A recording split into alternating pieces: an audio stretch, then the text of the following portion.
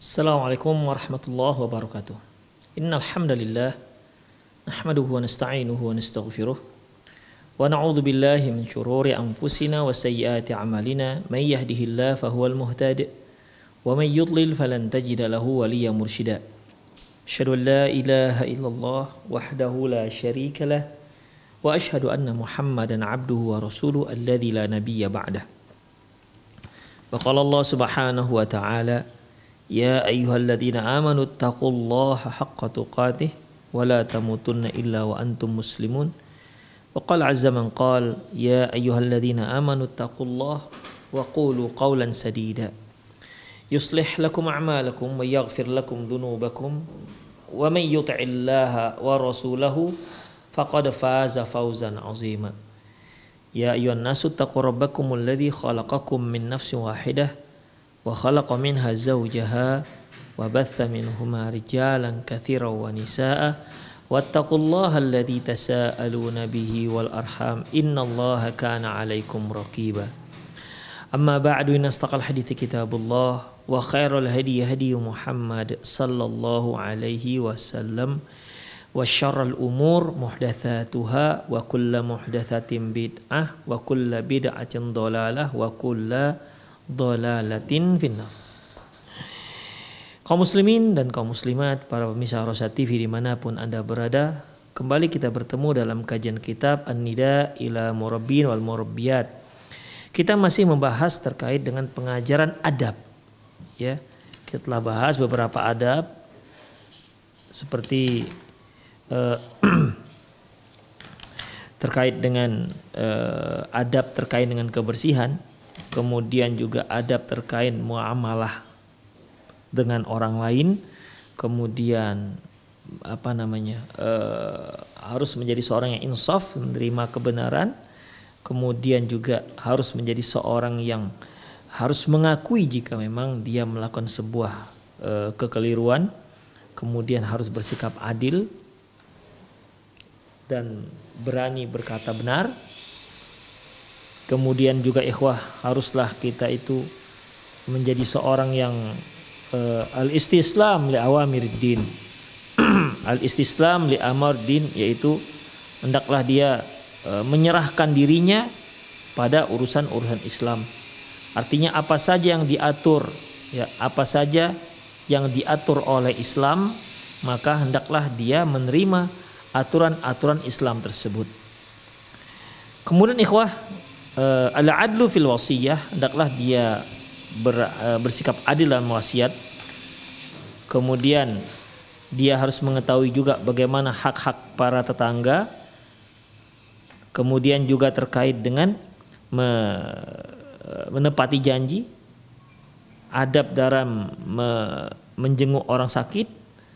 Kemudian yang terakhir yang telah kita bahas yaitu adabun nazar, adab dalam melihat. Selanjutnya ikhwah, adabun nasihah, adab dalam memberi nasihat. Laqad arsyadan Nabi sallallahu alaihi wasallam faqala ad-dinun nasihah. Rasulullah sallallahu alaihi wasallam telah memberikan kita pengarahan bahwasanya beliau bersabda ad-dinu an-nasihah. Agama itu nasihat. Qila liman ya Rasulullah, ditanyakan kepada beliau, untuk siapa nasihat ya Rasulullah? Lillah. Kata Rasulullah SAW, lillah, untuk Allah, wali kitabihi, dan untuk kitabnya, wali rasulihi, untuk rasulnya, wali a'immatil muslimin wa ammatihim, dan untuk para pemimpin-pemimpin kaum muslimin dan orang-orang umumnya ataupun rakyatnya. Di sini Rasulullah SAW mengatakan ad-dinu nasihah, agama itu adalah nasihat. Ini sama mirip dengan sabda Rasulullah SAW, al-hajju umroh. Haji itu adalah al-hajju Arafah. Haji itu ya wukuf di Arafah. Padahal sepengetahuan kita bahwasanya pelaksanaan haji itu tidak hanya wukuf di Arafah. Ya, sejak mereka wukuf di Arafah dimulai dari tanggal 8 ya, bermalam di Mina, kemudian tanggal 9-nya bertolak ke padang Arafah, kemudian ketika sudah terbenamnya matahari bertolak ke Muzdalifah, kemudian bermalam di Muzdalifah, lantas setelah salat subuh sebelum matahari terbit dia sudah berangkat menuju Mina ya untuk melontar di hari yang ke-10 di tanggal 10 Dzulhijjah. Demikian ikhwah. Dan ini semuanya adalah kegiatan pelaksanaan ibadah haji. Namun Rasulullah mengatakan al-hajju Arafah, haji itu ya Arafah. Ini menunjukkan bahwasanya Arafah itu merupakan salah satu rukun haji. Tanpa Arafah maka tidak ada haji. Demikian juga halnya ad-dinu nasihah. Agama itu nasihat. Kalau tidak ada nasihat maka tidak ada gunanya agama. Ya, justru agama itulah merupakan nasihat, menasihati manusia mana yang terbaik untuknya di dunia dan di akhirat. Kalau seorang hanya berpegang dengan agama tanpa ada nasihat, maka agama ini akan punah. Makanya Rasulullah Allah Subhanahu wa taala mengatakan, "Wal 'asri innal insana lafi khusrin." Demi masa sungguhnya manusia itu berada di atas kerugian. Illal ladzina amanu wa 'amilus shalihat, kecuali orang-orang yang beriman dan beramal soleh, wa tawassaw bil haqq wa tawassaw bis sabr. Saling nasihat menasihati dalam kesabaran, kebenaran, dan saling nasihat menasihati dalam kesabaran. Demikian, apabila ada seorang yang keliru maka kita beri nasihat dia supaya dia kembali dari kekeliruannya. Demikian ikhwah. Ya, jadi harus ada saling nasihat menasihati. Disinilah akan menjadi kokoh seorang yang memiliki agama. Namun kalau dia punya agama dan dia tak peduli dengan orang lain, tidak ada nasihat antar mereka, ya, maka hal ini akan membuat agama itu lambat laun akan punah. Demikian ikhwah rahimanallahu wa iyyakum. Selanjutnya, untuk siapa itu nasihat? Untuk Allah. Artinya nasihat ini ikhlas. Ikhlas hanya untuk Allah Subhanahu wa taala. Kemudian untuk beriman dengan kitab-kitabnya juga, termasuk ikhlas mentaati para rasul atau Rasulullah SAW. Demikian juga nasihat ini juga ditujukan kepada para pemimpin-pemimpin kaum muslimin dan rakyat-rakyat jelatanya. Jadi semua kita itu butuh dalam nasihat. Semua kita, siapapun kita. Mau kita seorang alim ulama, mau kita seorang kiai, mau kita seorang ustadz, atau mau kita adalah seorang pejabat, semua kita perlu dengan nasihat. Sampai-sampai Allah mengatakan hakul muslim alal muslim sittun.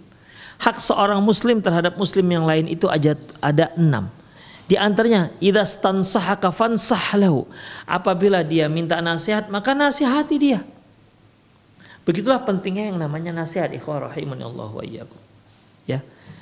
Walakin nasihatu laha adabun yajibu muraatiha. Tapi nasihat itu ada adabnya, wajib untuk diperhatikan. Jadi bukan berarti seorang memberi nasihat asal-asalan. Demikian ikhwah, harus dia mengetahui uslub atau cara dalam menyampaikan. Makanya ikhwah rahimanallahu wa iyyakum, ketika Allah Subhanahu wa taala mengatakan, berfirman dalam surat Yusuf ayat 8, apa kata Allah? Qul hadhihi sabili, Muhammad katakan, hadhihi sabili ad'u ila Allah ala basiratin ana wa manittaba'ani. Katakan ya Muhammad, ini adalah jalanku. Yang di mana dengan jalan ini aku ajak orang-orang ke jalan Allah Subhanahu wa taala. Ad'u ila Allah ala basiratin, di atas ilmu. Jadi seorang itu ketika dia memberikan nasihat, pertama dia harus fahami, dia harus ketahui memang apa yang akan dia nasihati ini merupakan sebuah kebenaran, dan dia tahu ilmunya, tahu dalilnya. Jangan sampai ketika dia memberi nasihat ternyata salah nasihatnya. Dia mewajibkan sesuatu sementara sebenarnya hukumnya tidak wajib. Demikian ikhwah rahimanallahu wa iyyakum. Jadi dalam masalah ini kita sangat memerlukan nasihat. Ya, kita sangat memerlukan nasihat. Ikhwah rahimanallahu wa iyyakum. Ya. Tidak bisa tidak, harus nasihat. Harus ada nasihat di antara kita. Taib. Ala basiratin, di atas ilmu, artinya mengetahui dalil-dalil apa yang akan kita sampaikan. Ala basirah, kontennya. Kemudian bisa juga harus mengetahui kondisi orang yang akan didakwahi. Ini juga harus ala basirah. Sebagaimana Rasulullah Sallallahu Alaihi Wasallam ketika beliau mengutus Mu'adz bin Jabal ke negeri Yaman, beliau mengingatkan Mu'adz supaya persiapan. Apa yang beliau ingatkan? Ya Mu'adz, innaka ta'ti qauman min ahli kitab. Mu'adz, kamu akan mendatangi suatu kaum dari kalangan ahlul kitab. Jadi Mu'adz bin Jabal dia bisa bersiap-siap untuk menghadapi kaumnya. Ya, bersiap-siap. Seolah Rasulullah mengatakan yang akan kamu hadapi ini adalah orang-orang pintar. Mereka yang mendapatkan kitab dari Allah Subhanahu wa taala. Makanya diwanti-wanti oleh Rasulullah, ya Mu'adz, innaka ta'ti qauman min ahli kitab. Mu'adz, sesungguhnya engkau akan mendatangi satu kaum dari kalangan ahli kitab. Terus falyakun awwala ma tad'uuhu ila syahadatu an la ilaha illallah wa anna muhammadar rasulullah. Yang pertama sekali engkau ajak yaitu untuk bersyahadat la ilaha illallah muhammadar rasulullah. Kemudian fa inhum ata'uka lidzalik, apabila mereka mentaati apa yang kamu katakan, fa'alimhum annallaha qad iftarada alaihim khamsa salawatin fi lailatin wa yaumiha. Setelah mereka mentaatimu tentang masalah syahadat, maka ajarkan kepada mereka bahwasanya Allah Subhanahu wa taala telah mewajibkan kepada mereka untuk sholat yang 5 waktu sehari semalam. Fa inhum ata'uka lidzalik, kalau mereka masih mentaatimu juga dalam masalah ini, fa'alimhum, ajarkan mereka, beritahukan mereka bahwasanya innallaha qad iftarada alaihim as-sadaqah, sesungguhnya Allah Subhanahu wa taala mewajibkan kepada mereka sedekah, maksudnya zakat. Tu'khadhu min aghniyaihim wa turaddu ila fuqaraihim, yang akan dikutip dari orang-orang kaya mereka dan akan disebarkan, dibagi-bagikan kepada orang-orang miskin mereka. Itulah ikhwah rahimanallahu wa iyyakum. Ya. Inilah dia nasihat Rasulullah SAW kepada Mu'adz bin Jabal, dan bukan hanya kontennya yang dibekali, Rasulullah membekali Mu'adz bin Jabal, bukan hanya isinya tapi juga yaitu audiens, orang yang akan dia hadapi juga diberitahukan oleh Rasulullah SAW apa yang akan dia hadapi, sehingga dia benar-benar menjadi seorang yang siap. Itulah ikhwah rahimanallahu wa iyyakum. Di dalam memberi nasihat ya harus memang benar-benar ada dasarnya. Demikian ikhwah rahimanallahu wa iyyakum, harus ada ala basiratin, dasarnya, artinya konten yang akan disampaikan. Yang kedua, pengetahuan kita tentang orang yang akan mendengarkan kajian kita itu. Demikian ikhwah, ya. Itu juga termasuk ala basiratin. Taib. Walakinin nasihatu laha adabun yajibu aura'atiha. Hanya saja seorang yang memberi nasihat, dia harus benar-benar memperhatikan adab-adabnya. Na'khudhuha minnal murabbil kabir sayyidina Muhammad sallallahu alaihi wasallam, di mana hal ini langsung kita ambil dari seorang murabbi, seorang muallim, seorang guru terbesar, yaitu Nabi kita Muhammad sallallahu alaihi wasallam. Fa'an Anas bin Malik radhiyallahu anhu, dari Anas bin Malik radhiyallahu anhu qala, dia berkata, bainama nahnu fil masjidi ma'an nabi sallallahu alaihi wasallam idh ja'a rabiyyun faqala yabulu fil masjid. Ketika kami sedang berada di masjid, tiba-tiba masuklah seorang Arab Badui. Lantas apa yang dia lakukan? Dia masuk ke masjid dan dia kencing di dalam masjid. Faqala ashabu Rasulullah mah. Lantas sahabat-sahabat Nabi mengatakan mah, artinya jangan, begitulah kira-kira. Kemudian qala Rasulullah sallam la tazramuhu da'una fatarakuhu hatta bala. Kata Rasulullah, udah biarkan aja, jangan diganggu. Biarkan saja, jangan diganggu, kata Rasulullah sallallahu alaihi wasallam.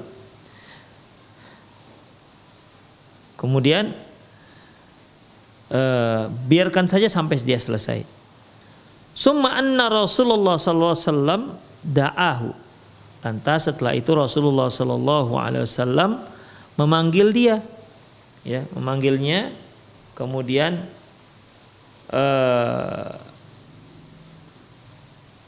beliau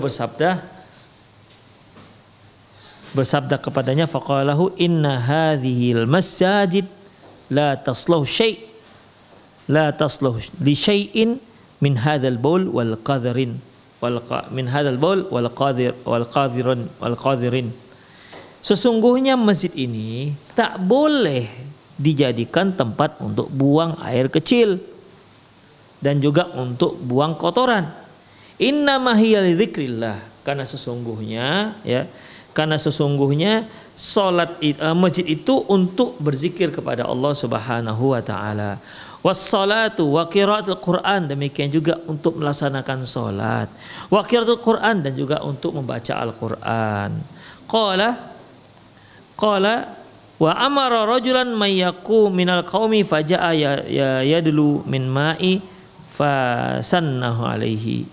Lantas orang-orang pun berkata, dia menyuruh orang-orangnya untuk datang membawa satu ember air. Fasannahu, lantas Rasulullah pun fasannahu alaihi, beliau menuangkan airnya di dalam ember ini ke tempat yang terkena air kencing. Demikian ikhwah rahimahullahakum. Para ulama mengomentari hadis ini luar biasa ikhwah. Ya. Di antaranya yang mereka komentari bahwasanya menunjukkan bagaimana Rasulullah sallallahu alaihi wasallam bersabar dalam menghadapi orang-orang yang jahil. Ya, harus bersabar dalam menghadapi orang-orang yang jahil. Seperti Arab Badui ini, dia masuk masjid langsung dia buang air, langsung dia kencing di masjid. Sahabat melarangnya, Pakat dalam riwayat yang lain, fazajarahun nas, orang-orang pun mencela dia. Kamu kenapa kencing di sana? Demikian ikhwah rahimanallahu wa iyyakum. Ya, jadi dalam masalah ini Rasulullah katakan, udah biarkan saja. Barulah setelah dia selesai buang hajat, lantas Rasulullah berkata, ya, inna hadil masjid, ini masjid, la taslu syai' min kalamin nas, la taslu syai' minal bauli wal qadhar, tidak boleh diletakkan di situ, tidak boleh dikencingi, dan juga tidak boleh dibuang kotoran di situ. Innama hiya lidzikrillah, sungguhnya hal itu untuk mengingat Allah, wassalah, dan salat, wa qiraatul Quran, dan untuk membaca Al-Quran. Qala wa amara rajulan minal qaumi faja'a bidalin minal ma' fasannahu alaihi. Lantas Ibnu Abbas meminta seseorang untuk membawakan seember air, fasannahu alaihi, dan beliau pun menuangkan air tersebut ke tempat yang terkena air kencing tersebut.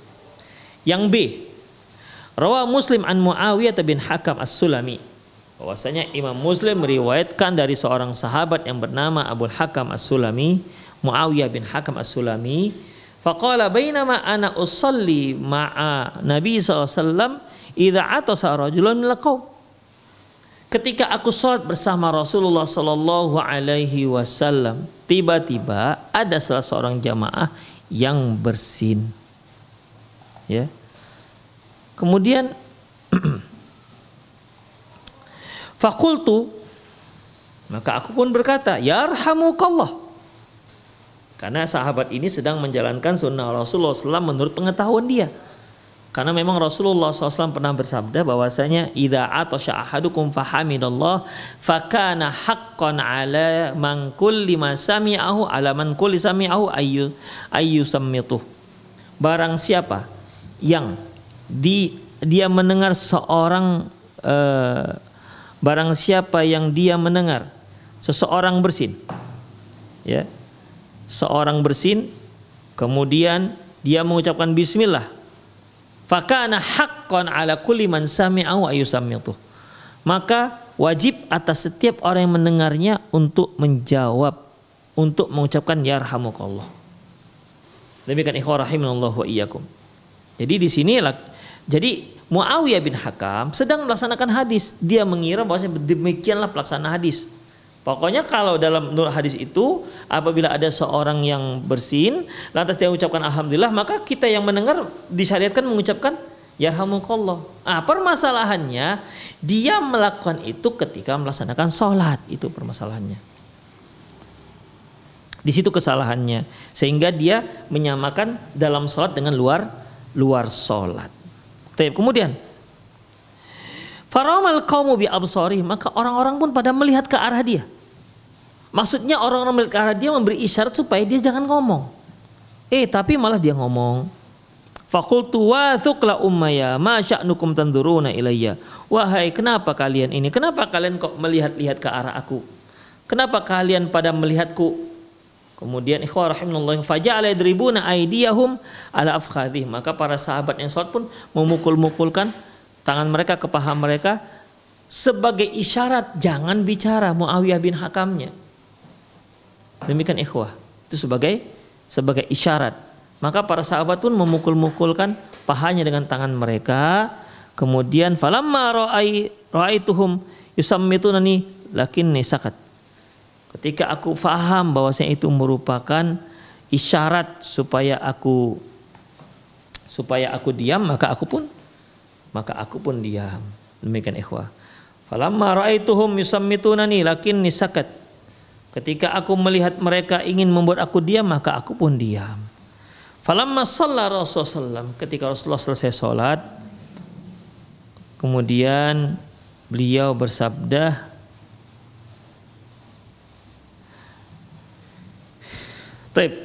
ketika Rasulullah SAW selesai sholat, maka beliau pun berkata, bi abi wa ummi ma ra'aitu mu'alliman qablahu wala ba'dahu ahsanu ta'liman minhu. Rasulullah Sallallahu Alaihi Wasallam ini mengatakan Muawiyah bin Hakam ketika dia tahu bahwa dia disuruh diam dan ternyata Rasulullah juga tidak marah, ketika aku melihat beliau diam saja tidak marah, maka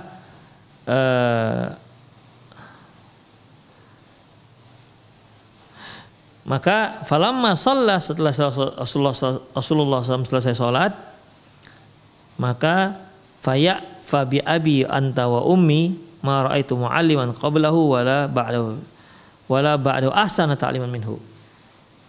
Demi ayah dan ibuku, seandainya aku belum pernah melihat ada seorang guru yang lebih baik daripada Rasulullah Sallallahu Alaihi Wasallam. Aku belum pernah melihat seorang yang muallim. Aku belum pernah melihat seorang yang pengajar yang lebih baik pengajar sekarang maupun yang sebelumnya, ya, yang lebih baik ketimbang Rasulullah Sallallahu Alaihi Wasallam. Fa wallahi ma naharani wala darabani wala syatamani. Demi Allah, beliau tidak pernah membentakku, tidak pernah memukulku, dan tidak pernah mencaci makiku.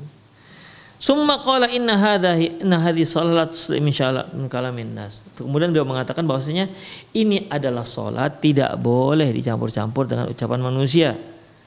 Wallahi ma naharani, demi Allah beliau tidak pernah mencelaku, wala darabani, apalagi memukulku, wala syatamani, dan apalagi sampai mencaci makiku. Summa qala inna hadhihi salat la tusla syai' fiha min kalamin nas. Kemudian beliau berkata, sungguhnya salat ini tidak boleh dicampur aduk dengan ucapan manusia. Innama hiya tasbih wa qiraatul Quran. Sungguhnya salat itu hanya tasbih dan membaca Al-Quran. Itulah hanya masukan dari Rasulullah Sallallahu Alaihi Wasallam tentang Muawiyah bin Hakam yang mengucapkan yarhamukallah ketika dia sedang salat berjamaah, ya, di saat dia mendengar orang yang berjamaah bersamanya mengucapkan alhamdulillah ketika dia bersin. Demikian ikhwah rahimanallahu wa ikum. Jadi di sini permasalahannya itu bahwasanya ad-din nasihat. Nasihat itu haruslah kita upayakan bagaimana caranya agar nasihat kita itu masuk ke hatinya itu bagaimana. Itu yang harus kita pelajari. Ya, kadang-kadang satu orang beda dengan orang yang lain, ya. Harus disesuaikan dengan orang tersebut. Kemudian min adab ziarah wal istizan. Di antara adab ziarah, adab berkunjung dan minta izin. Qala ta'ala ya ayyuhalladzina amanu la tadkhulu buyutan ghayra buyutikum hatta tasta'nisu ala ahliha wa tusallimu ala ahliha dzalikum khairul lakum la'allakum tadhakkarun. Allah berfirman, wahai orang-orang yang beriman, janganlah kalian masuk ke rumah yang bukan rumah kalian. Jadi kalau kita mengunjungi teman kita, ternyata tidak di rumah dia tidak di rumah, istri yang nggak di rumah, kosong rumahnya, bagaimana? Nggak boleh kita masuk, ya, tidak boleh masuk walaupun rumah tersebut kosong, penghuninya sudah pergi misalnya. Maka la tadkhulu buyutan ghayra buyutikum, jangan kalian masuk ke rumah yang bukan rumah kalian. Kemudian hatta tasta'nisu wa tusallimu 'alaiha, hingga kamu itu ista'nasa, meminta izin, wa tusallimu 'alaiha, dan mengucapkan salam kepada si penghuninya. Jadi di sini ikhwah, ketika kita masuk ke rumah, maka ada dua hal yang harus kita perhatikan. Pertama mengucapkan salam, yang kedua gosok gigi. Ya, pertama mengucapkan salam, yang kedua yaitu minta izin untuk masuk. Ya, kalau seandainya kita mau masuk ke rumah istri kita, gosok gigi lebih bagus. Demikian ikhwah. Jadi di sini hatta tasta'nisu wa tusallimu 'alaiha, hingga kalian itu minta izinan mengucapkan salam. Maksudnya bagaimana ikhwah minta izin? Minta izin ini ikhwah kita dengan bertanya, boleh saya masuk? Demikian. Oh silakan masuk misalnya, berarti sudah dapat izin. Namun sekedar mendapatkan jawaban ucapan salam itu belum izin. Misalnya kita ngetuk pintu teman kita, Assalamualaikum, dibukanya pintu, Waalaikumsalam. Ikhwah, jangan masuk sampai kita minta izin, boleh saya masuk? Oh silakan masuk. Atau kita nggak minta izin, memang mereka yang mempersilakan, silakan Pak, masuk Pak, demikian, maka dibolehkan. Namun jika tidak, maka kita tidak boleh masuk, karena itu bukan rumah kita. La tadkhulu buyutan ghayra buyutikum hatta tasta'nisu wa tusallimu 'alaiha. Jangan kalian masuk ke rumah yang bukan rumah kalian hingga kalian mengucapkan izin, meminta izin dan mengucapkan salam kepada penghuninya. Dzalikum khairul lakum la'allakum tadhakkarun, yang demikian itu baik untuk kalian dan agar kalian mengingatnya. Fa illam tajidu fiha ahadan, apabila memang tidak ada seorang pun yang ada di dalam rumah, fala tadkhulu hatta yu'dzana lakum, janganlah kalian masuk ke rumah tersebut hingga diizinkan oleh si penghuni rumahnya. Fa idza qila lakum murji'u, namun apabila mereka mengatakan pulanglah kalian semua, irji'u, pulang, jangan sekarang datangnya misalnya, maka farji'u, maka hendaklah dia kembali ke rumahnya. Demikian ikhwah. Jadi tidak ngotot untuk masuk dari pintu tersebut. Itulah dia. Fa illam tajidu fiha ahadan, kalau ternyata tidak ada seorang pun ya di dalam rumah tersebut, fala tadkhuluha hatta yu'dzan lakum, maka tidak boleh dia memasuki rumah tersebut sampai dia mendapatkan izin dari si penghuni rumah. Fa in qila lakum irji'u, kalau dikatakan kepada kalian, udahlah irji'u, pulang, enggak usah sekarang, besok aja jam sekian datang misalnya. Fa idza qila lakum irji'u, kalau mereka mengatakan pulanglah, maka pulanglah, jangan ngotot untuk mau menjadi tamu.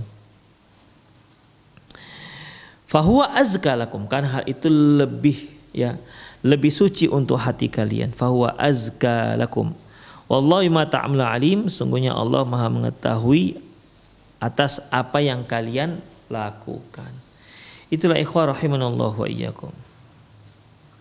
Selanjutnya hadil adab an Ibnu Abbas radhiyallahu anhuma, dari Ibnu Abbas radhiyallahu anhuma qala, dia berkata, al istinasu al isti'dzan, yang dimaksud dengan istinas itu adalah isti'dzan.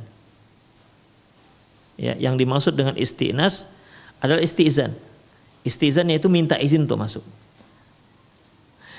Hadhi adabun syar'iyyatun adabu addawallahu biha ibadahal mu'minin. Ini merupakan adab yang syar'i, di mana dengan itu Allah Subhanahu wa taala dapat mengajarkan hamba-hambanya yang mukmin lainnya. Qabla dukhul wa yusallimu ba'du, sebelum dia minta izin dan sebelum dia mengucapkan salam.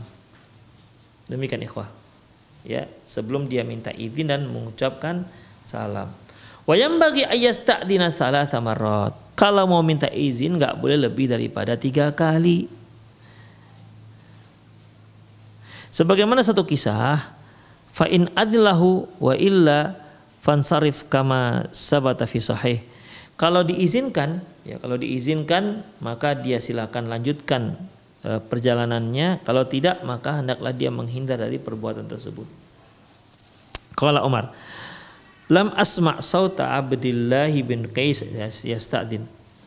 Aku tidak pernah mendengar suara Abdullah bin Qais bin Abdullah bin Qais untuk minta izin.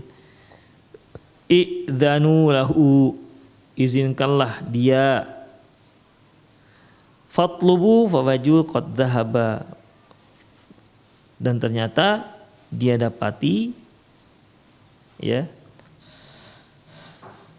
lam asma sauta Abdullah bin Qais yasta'din.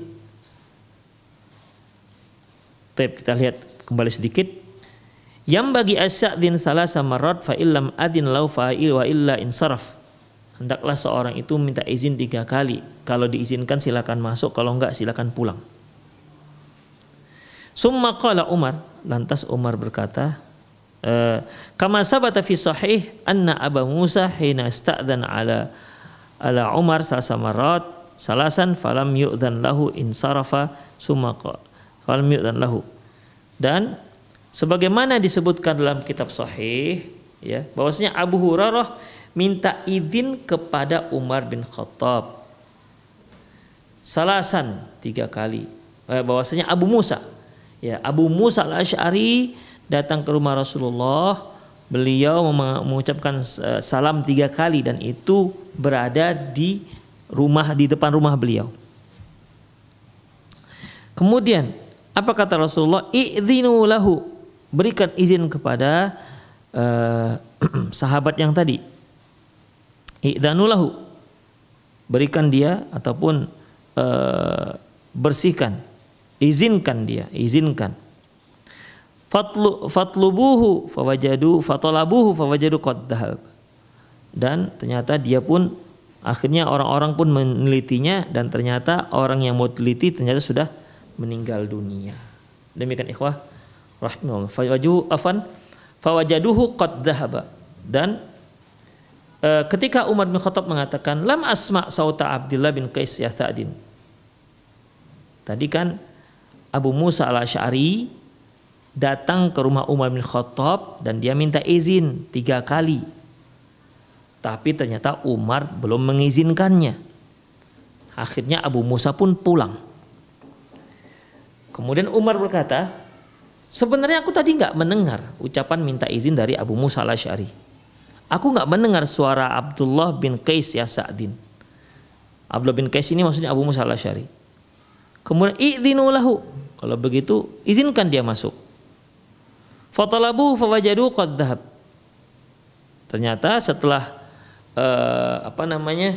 penjaga-penjaga Rasulullah pergi keluar untuk mencari Abu Musa al-Asy'ari itu supaya kembali, ternyata dia sudah pergi. Ya, ternyata dia sudah pergi, Abu Musanya maksudnya.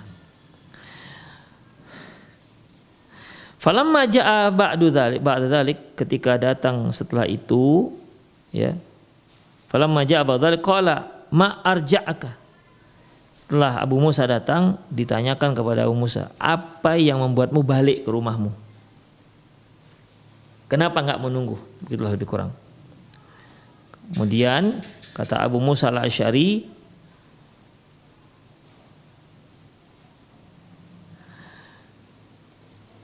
lantas Umar bin Khattab bertanya lagi kepada Abu Musa al-Asy'ari, ma arja'aka, apa yang membuatmu sampai kembali secepat itu? Inni sta'dzantu salasan wa lam yu'dzan li. Sebenarnya aku sudah minta izin 3 kali tapi nggak diizinkan juga. Falam yu'dzan li. Kemudian wa inni sami'tu Nabi sallallahu alaihi wasallam yaqul, sungguhnya aku mendengar Rasulullah SAW bersabda, idza sta'dzana ahadukum salasan falam yu'dzan lahu falyansarif.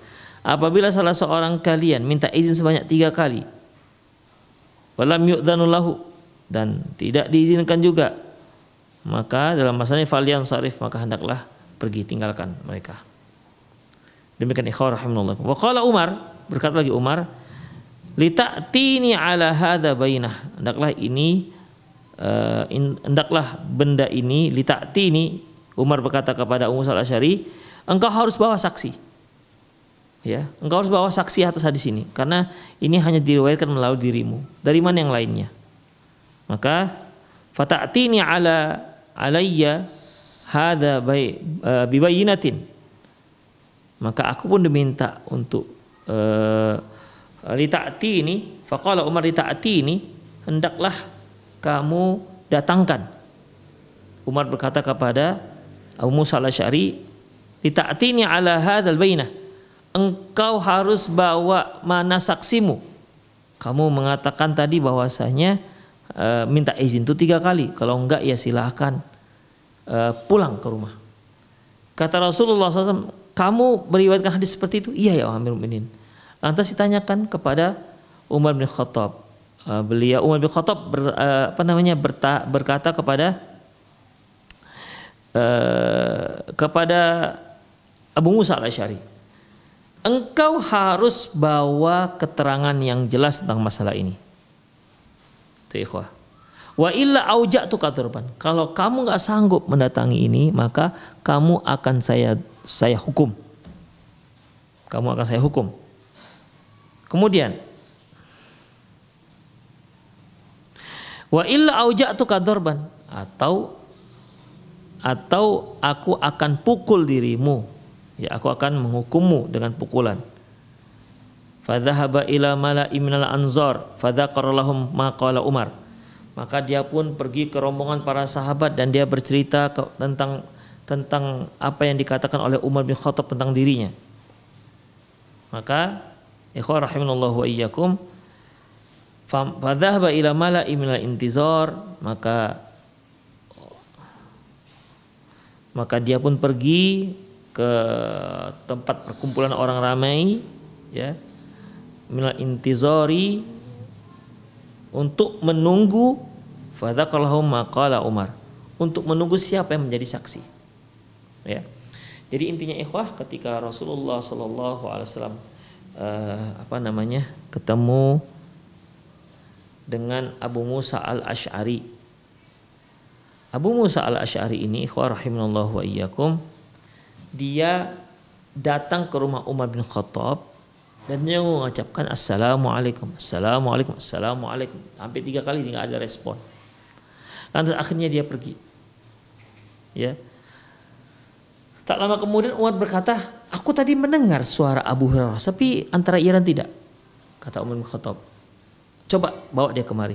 Akhirnya diutuslah beberapa orang sahabat untuk mengembalikan Abu Musa al-Asy'ari.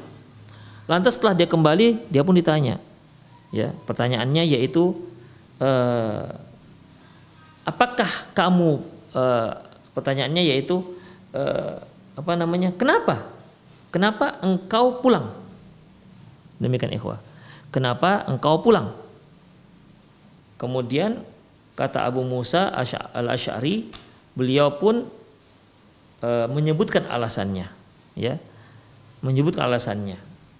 Lantas kata Rasulullah, mana buktinya? Kamu harus datangkan 1 orang lagi bahwasanya hadis yang kamu akan bawakan ini adalah hadis yang sahih.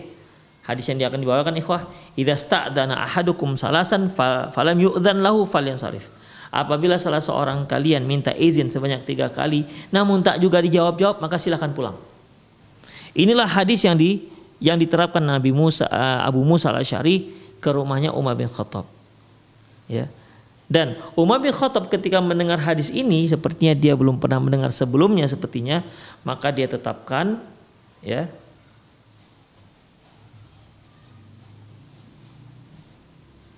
ya. Maka dia tetapkan Abu Musa harus datang membawa saksi. Dari mana kamu mendapatkan hadis ini? Apakah kamu punya saksi? Kata Umar bin Khattab kepada Abu Musa al-Asy'ari. Maka Abu Musa al-Asy'ari pun pergi ke rombongan para sahabat, ke orang ramai sambil menunggu-nunggu siapa yang bisa membawakan saksi. Sebab kalau dia tidak bawakan saksi, dia akan dihukum oleh Umar bin Khattab. Kemudian selanjutnya, faqalu la syahida laka illa asgharuna. Para sahabat mengatakan tidak ada yang bisa menjadi saksi untukmu kecuali orang yang paling kecil di antara kami. Faqama ma'ahu Abu Musa. Faqama ma'ahu Abu Sa'id al-Khudri. Ternyata yang jadi saksi adalah Abu Sa'id al-Khudri. Fa akhbar Umar bidzalik, maka dia pun menceritakan hadis tersebut kepada Umar bin Khattab. Faqala alhani anhu as-safqa wa bil aswaq. Lantas dia berkata, sungguh